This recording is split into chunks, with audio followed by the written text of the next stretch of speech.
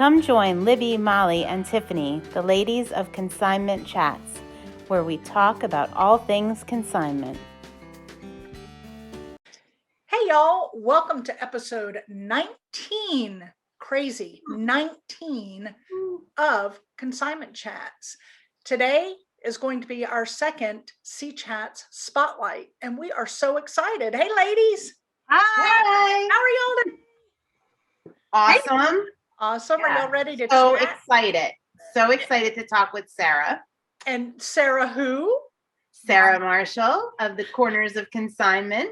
Oh, so excited. Four corners of Consignment. Yeah. We are Tiffany, keep me on track, girl. Keep me on track. Love it. She's a detail brain, that one. She's got it all in here, which is good because I never have all that in here. So even at 11 o'clock at night. Oh Lord. Oh Lord. In fact, more so at 11 o'clock at night than at 9 a.m. But I don't know. You're still doing pretty good. Right. Yeah. So we're going to dive right into our CChats Spotlight episode and bring Sarah Marshall in so you can hear all about her and let her talk because she is somebody you want to know.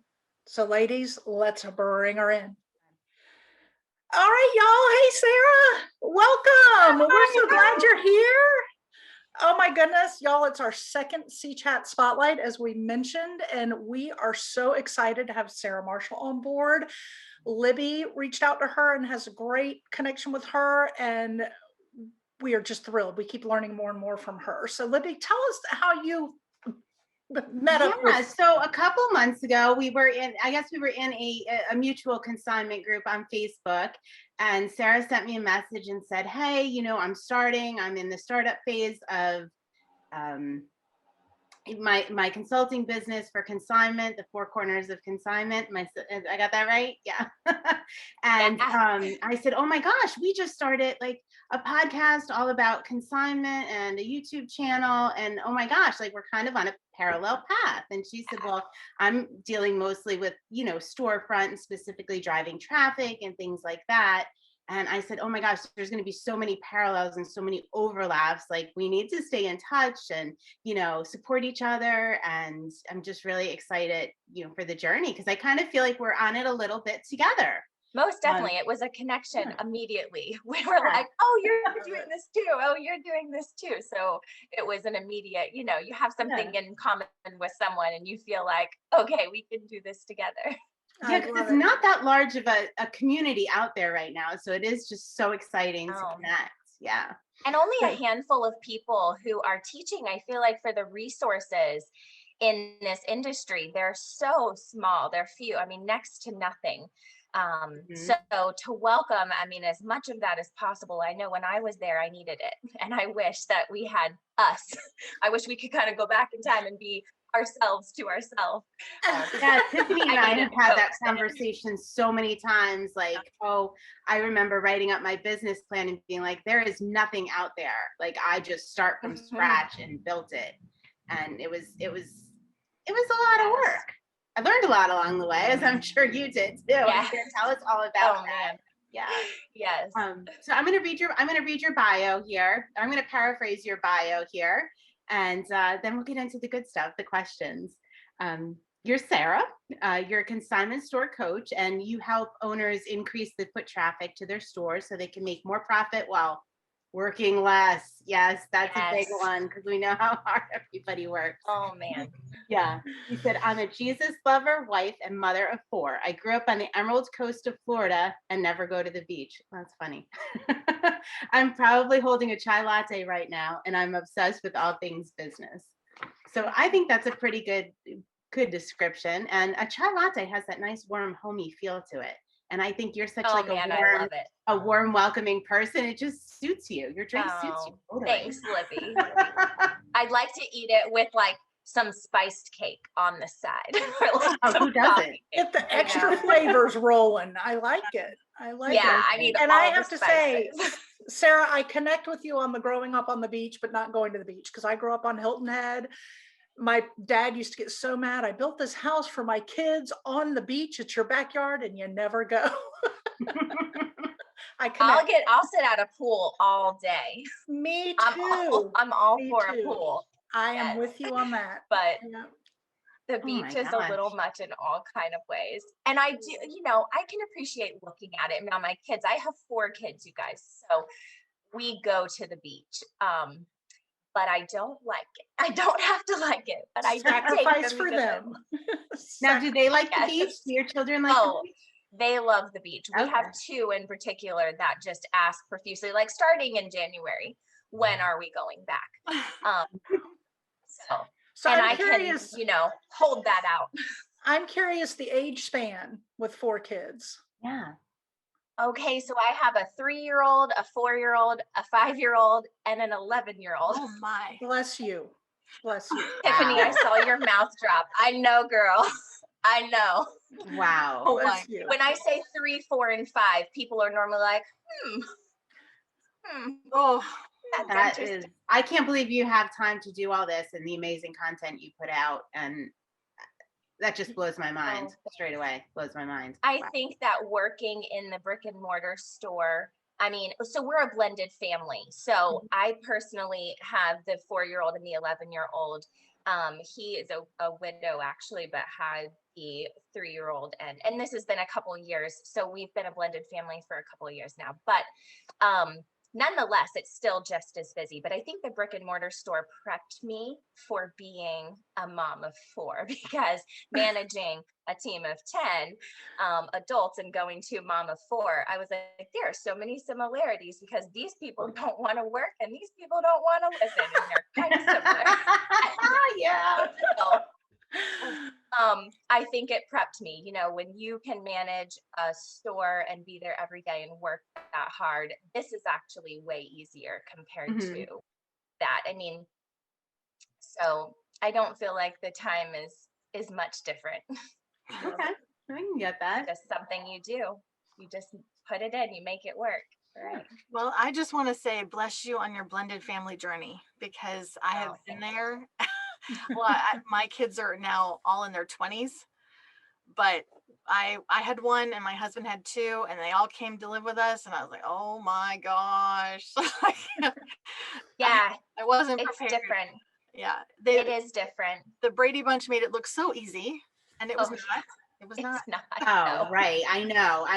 What were they setting us up for? Come on. I just thought, oh, this is So good. now sometimes I do say that I would rather go back to managing my employees than managing my children because they are Yeah. We've all had those days or weeks. even Yeah, though absolutely. adults can be awful, but children might be worse. I don't know. And I love them, you guys. I love them. I'm making jokes, but I seriously, know. Yeah.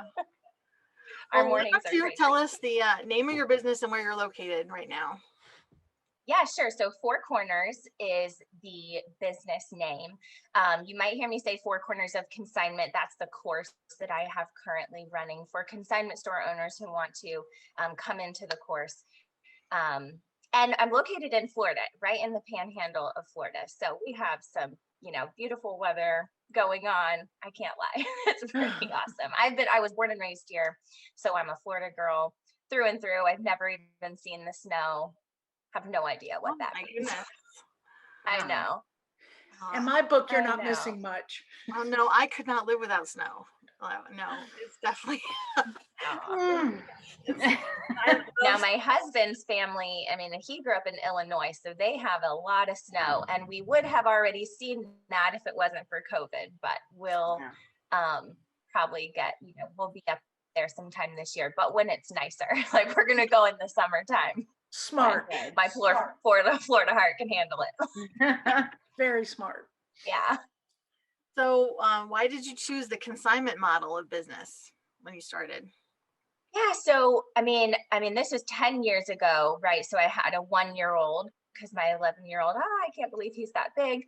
I was actually finishing college. So I was broke, you guys. I had a 1-year-old. I was a single mother. And I saw when in passing, just driving a consignment store on the side of the road. I was the only one of my friends who had a child at the time. So nobody was telling me. I didn't have a mom group or mom support. I had no kind of support system necessarily. Nobody had ever told me about consignment. So I traveled into this store and there learned about the consignment world. Like, asked the lady at the counter, what is this? Like, what is this? This is clearly not retail. I don't really know.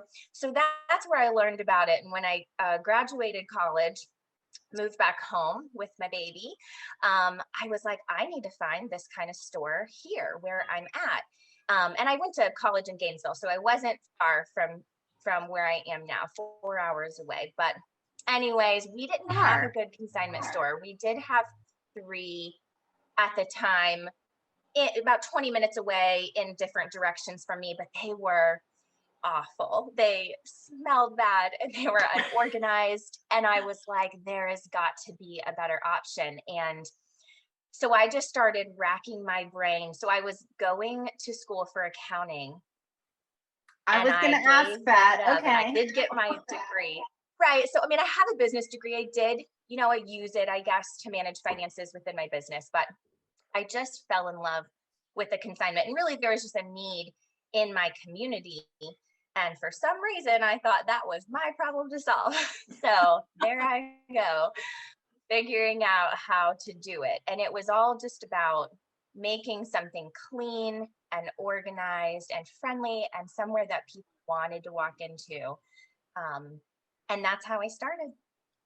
Amazing. Amazing. Wow. And then what brought you to the consulting part of the business?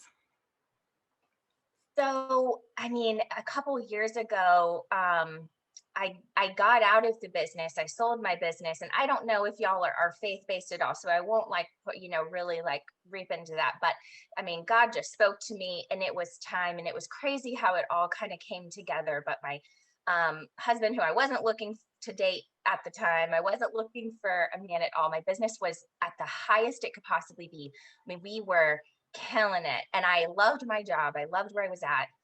He showed up and it would just all happened at the same time. A buyer showed up right in front of me and I just knew that it's what I needed to do.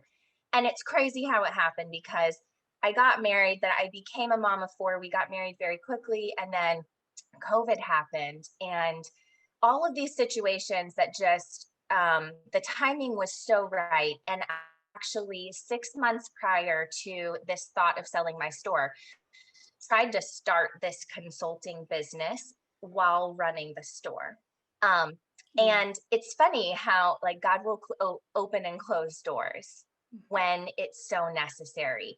And he's totally set all of this up knowing that I needed to have that couple years of life experience and these things that happened in this couple years behind me to just really be able to pour into other store owners. Because I was honestly kind of maxed out and it wouldn't have gone the way that it's going now. I would have been too tied to my store, my employees, to really be able to focus 100% on this. And then who knows what I would have been as a mother.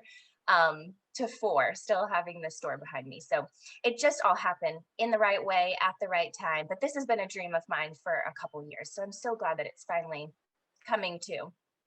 Wow. Oh my gosh, that's really neat. So are you still involved sometimes? I on social media, I see, are you still involved with your store a little bit that you sold?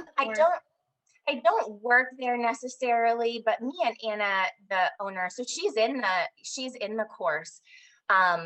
We have such a great relationship. She worked for me, so I employed her for a year. And she is just, I love her and her family. And the store is not even 5 miles away from my house. And I've got 4 kids, so I need to be there anyway, shopping. But we, awesome. right, not buying new for all 4 of those humans. But so anyways, we do a lot together. We talk and we, I'm able to help her. So I wouldn't necessarily say I don't work there involved, but we reach out to each other. And if she needs anything, obviously I'm here. So you would think I work there because I am there often.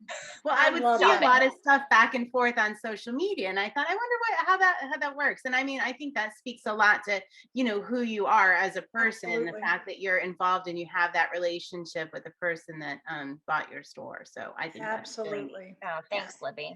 I think it's very important. You know, that competition mindset is something that I had to squash a long, long time ago, because instead, I think having that mindset of abundance and let's help and let's, you know, work together. So anytime a consignment store would pop up in my area, I'd be the first one to personally call them or walk into their store, meet them. I know that they knew my face because I was on video every day. So it can be intimidating. And I never wanted that. I always wanted somebody to feel like, you know, if we had a customer that needed something, I want to be able to call you and let's help the person out, because it's really not about us. It's about them Absolutely. and what they need. And, you know, that abundance mindset, it's like what we're doing here. It's like this right now. It's just, it's the more the better, because everybody, you know, customers and clients, they all speak to us in different ways. They resonate with different people. And so the more, the better. The competition mindset is like, for the birds. Like, You just did our next episode for us. So our next episode is scheduled. It's titled "Why We Don't Compete." yes, Because that is I where love we're it. coming from. Yeah. So that is so It is so interesting that you just said that. And I think it's probably one of the reasons we do connect. Yeah. And what I think people don't understand in the consignment business, new people that come in that feel that competition part, the chances that you and I are both going to have a pair of size 9 black patent Kate Spade pumps at the same time, Right. it's not going to happen. No. Right. So No. that's why helping each other is wonderful. It's not a competitive business. Yes. You can lift each other up and grow together Yeah. and learn from each other. And there's so much out there, so much product out there that needs a place to go. Yeah. Right. And the shoppers feel that, because, you know, if you're a consignment and a thrift shopper, you kind of have a consignment thrift day. Like, people go, Oh yeah. you know, shopping to stores back to back. I mean, so when owners get on board with that and they kind of mimic the attitude of their customers, it'll actually bring on more for them. I mean, that's where I also think it's the same thing though for us, for people who are teaching in this industry. I feel like it's a little closed off. Like, there's a big barrier to entry. There's a lot of people who've been in the industry for a long time. So I feel like it can be kind of, you know, there's a big wall there because this is not the norm in our industry. It's kind of like sparse.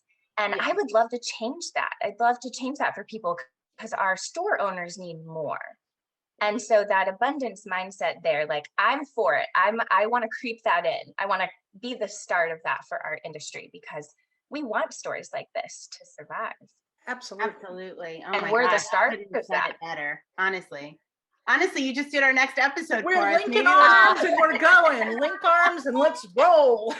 So that being said, I love it. What do you think the biggest mistake, like, consignment store owners are prone to make?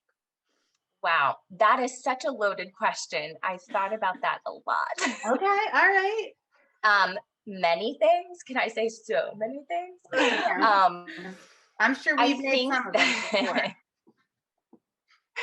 Oh, it's tough. But I think that really what it boils down to is systems, if I have to be so honest.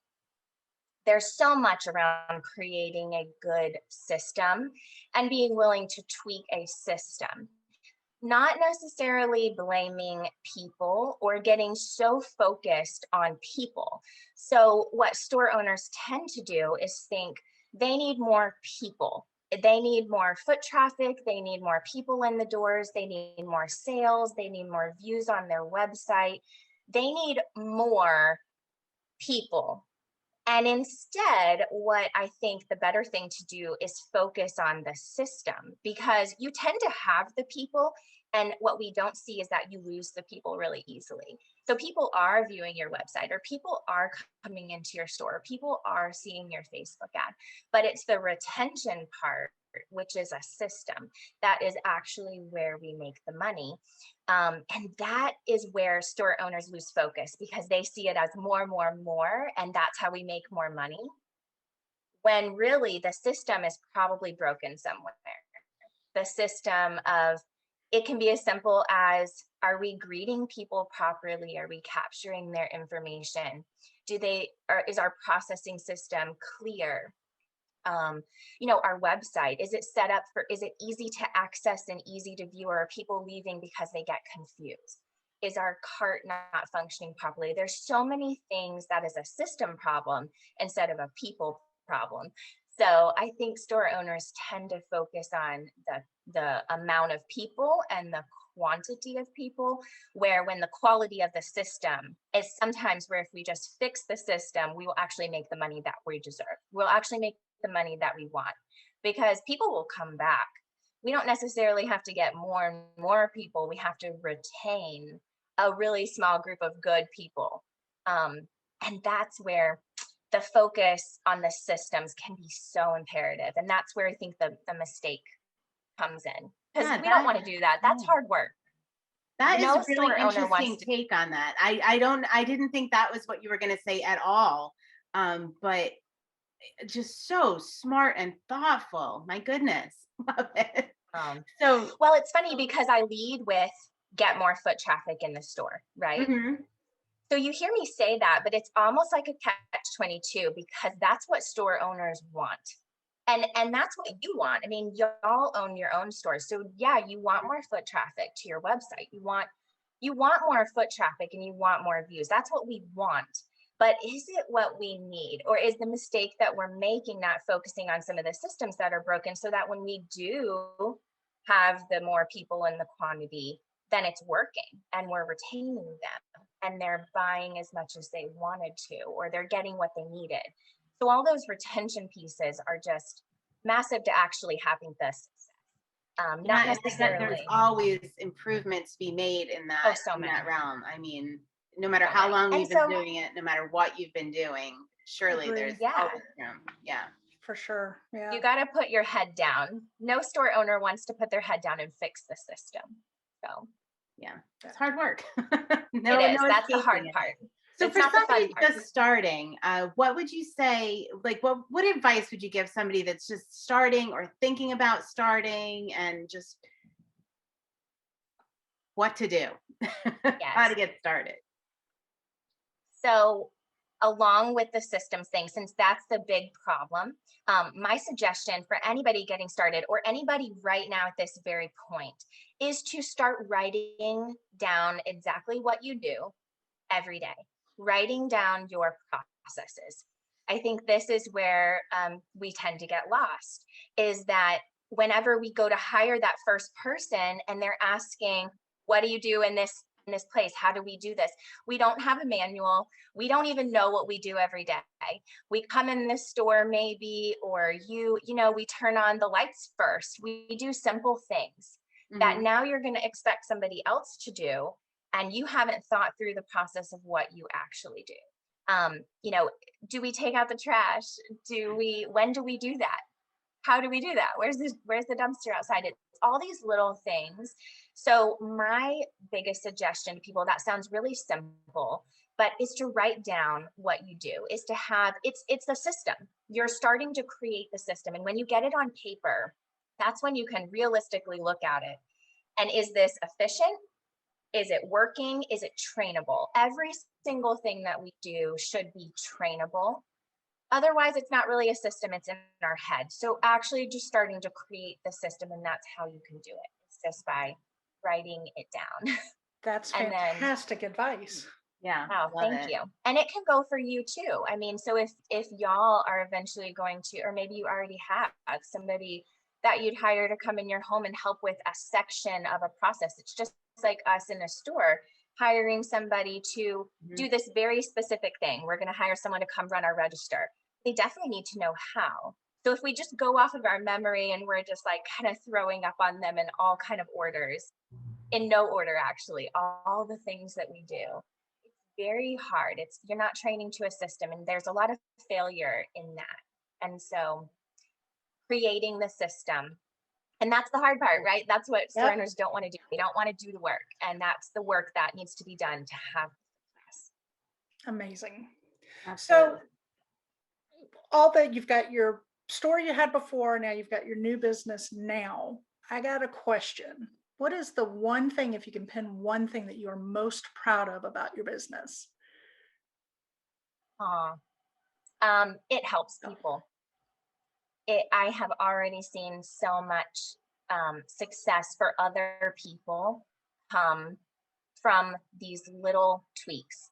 I'm not, there's nothing new under the sun. So I'm not coming up with these like brilliant ideas that nobody has ever heard of before. But it's kind of like when we said, every person is going to resonate with somebody differently. So this group that I have right now that I'm taking through this training, clearly they resonate with my training. I'm not giving them anything new, but I am giving them hope for success because they can have it with those small little tweaks. And it's just, man, seeing their success. I mean, the messages that I'm getting, that's like, can you believe the engagement this post had today because of this suggestion that we worked on last week, or whatever that is. And I know how that feels to have a little bit of success from something scary and new, and you don't know if it's going to work. And it's scary. There's some fear there because you love it. So you want it to work really bad. You want to stay in it. You don't want to get out. And you're going to try something new to make it work. And man, the success that comes from that, it's just having a little bit of faith. And I'm just so thankful that they're putting their faith in me and like letting me step in and help them. And so seeing other people's success, I wish I had that. Do you know what I'm saying? I wish I had that when I was at that point. Mm-hmm. And I am just grateful to be able to do it for other people. I just love your heart. I really do. All right. I'm going to throw a random one out there because this is making me think. You've got 4 children in a blended family. You had a business you were running. Now you have this new business you're running. What does Sarah Marshall do for you time? Yeah, that's tough. But I love my really close circle of friends. So like yesterday, I'll give you an example. Yesterday was one of those days that I've been like in the grind. My kids, when they're at school, my head has been in the business. And I could kind of feel it on Wednesday night. Like I need some me time, but me time is like time with my friends. So I just texted my girlfriend, is like, hey, you want to meet at Starbucks tomorrow morning? Ladies, we sat there. Well, now we sat in the car because we weren't going to go inside the lobby because we were literally in our pajamas. Because when I say, do you want to meet for coffee? She knows, like we're in our sweatpants and we're drinking a venti chai latte in our car where we're so comfortable. And that's where it's at. And we just talked for 2.5 hours and ran up some gas. And it was great.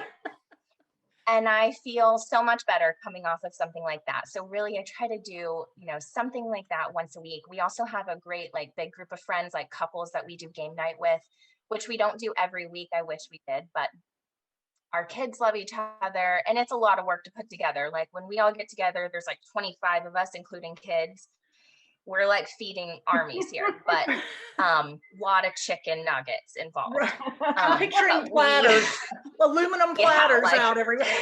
Chick-fil-A has got to cater for us, but we love it. So we love doing game night. So it's things like that. It's like getting together with my friends, either one-on-one or like in groups like that gives me the umph that I need. That's like my me time. I love getting together with people.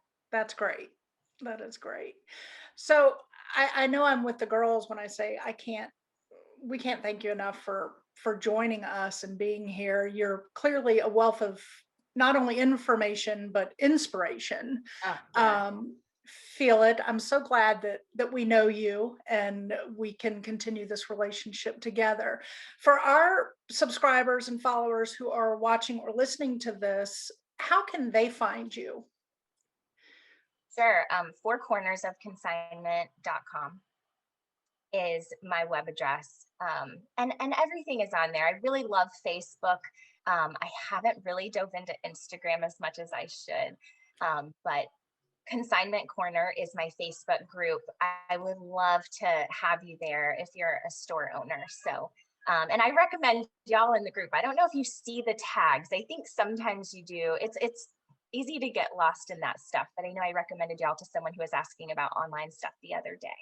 Oh, thank you. And I was like, oh, well, you need to go ask these ladies. Thank you. Yeah, we're in your group. We're in your group. We love it. And Tiffany had said earlier that even she takes away suggestions and kind of tweaks them from, some of your lives to her business, even though there's not a physical storefront. So I get the notifications every time you go live on Facebook. So I'm available. I'll listen in just to see what's. That's awesome. Tiffany, say hey next time.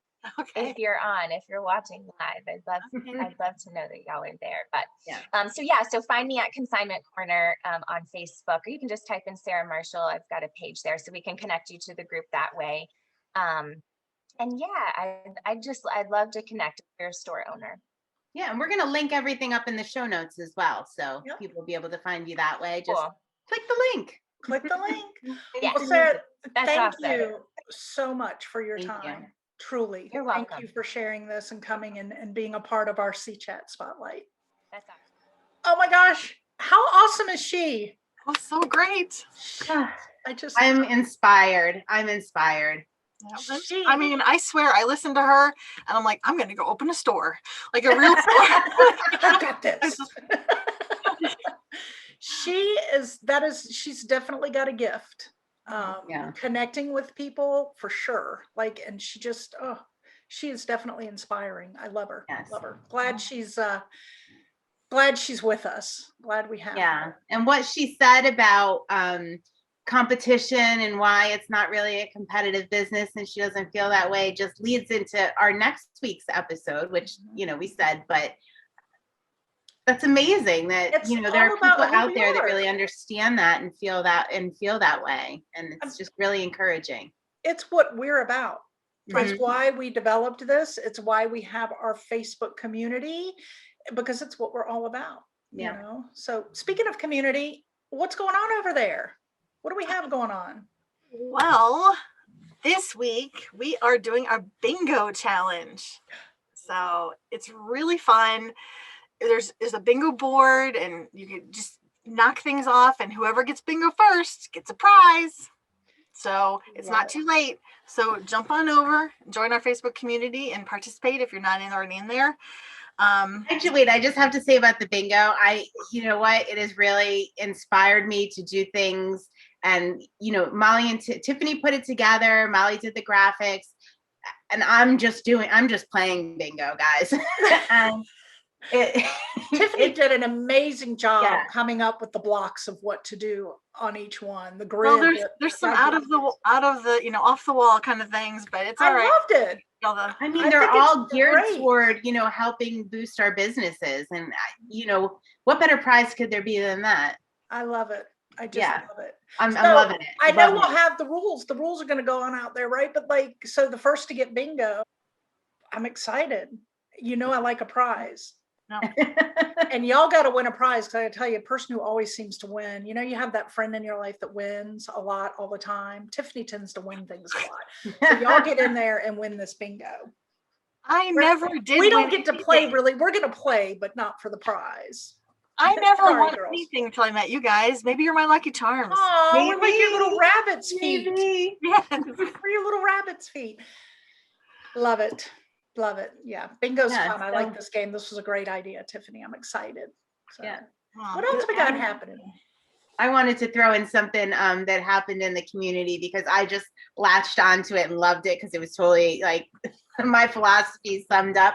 So cameraman Mike said, we put up our quote about from the photography episode about do what you can with what you have where you are, which is a TR quote that we used in the photography episode. So he wrote, ha ha ha, I have a photo degree and pro studio packed away in storage from my old days of owning a photo studio, lab, and camera shop.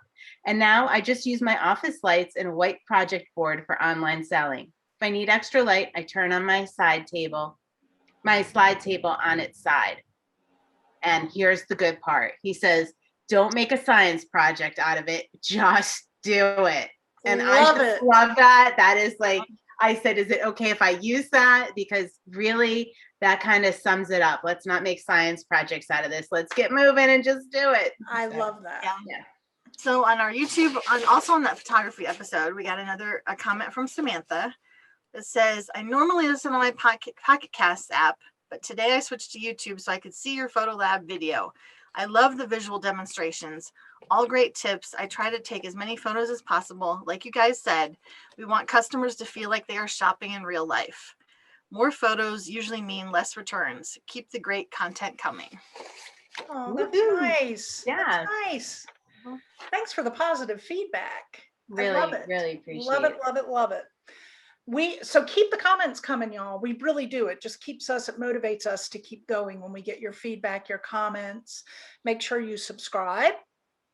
If you're a YouTuber, subscribe on YouTube. What do we say?